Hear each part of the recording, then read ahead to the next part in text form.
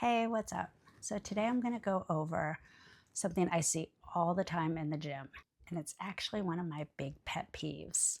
It's when I see women doing bent over single arm dumbbell rows incorrectly.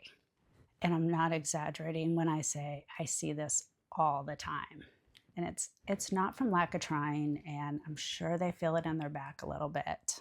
However, it's more like no one has taught them how to set it up and execute the movement from start to finish properly. So today I'm going to go over exactly how to set up and execute the bench supported dumbbell row so that you can get the maximum benefits from the exercise. When rows are done incorrectly, your back is not getting the full benefits of the exercise because you're recruiting other muscles to help out, like your shoulders and your biceps. So, which is why you might not be seeing and feeling the results that you want despite increasing the weight. First, I'll start with the setup. What I usually see is the hand is placed too far forward on the bench and the knee is just kind of there. When this happens, it puts you in an awkward, unstable position. So instead of having your hand in front of you, you'll keep your arm in line with your shoulder joint and place your hand directly under your shoulder.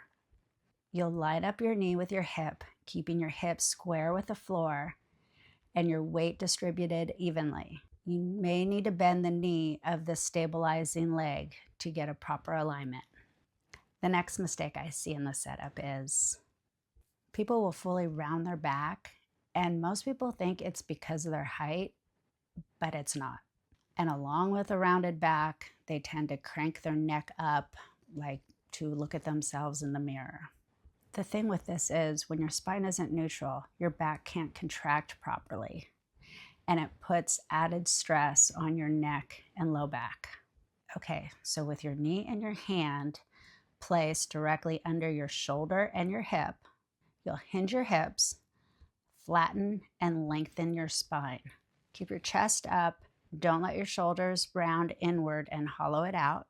Look down, not up, so your entire spine stays aligned from the top of your head to your tailbone.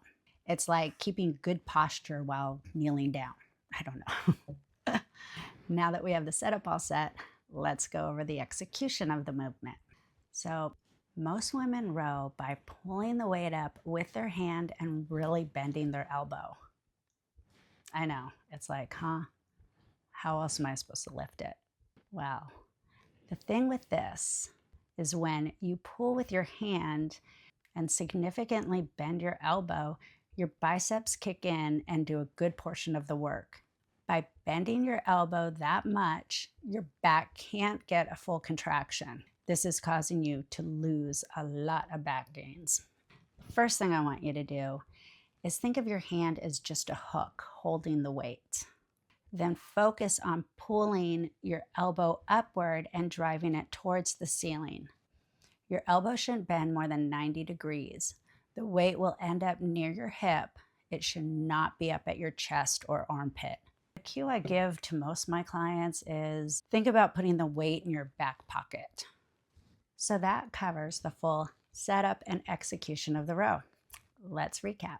Line up your hand and your shoulder and your hip and your knee. Keep your pelvis square. Don't open your hips up. Bend the stabilizing leg if it helps keep your hips square. While holding that position, flatten your back by hinging at the hips, keeping your chest up, not hollowed out. Then pull your elbow up toward the ceiling. Don't worry about your hand. It will follow. And think about putting the weight in your back pocket. Lower the weight down, full control, and feel your lats stretch at the bottom. If you've been doing rows and increasing the weight and not seeing the back gains you'd like, give this a try the next time you train back and watch the gains happen. I'll be posting weekly videos, so if this helped, hit subscribe, and I'll see you next time.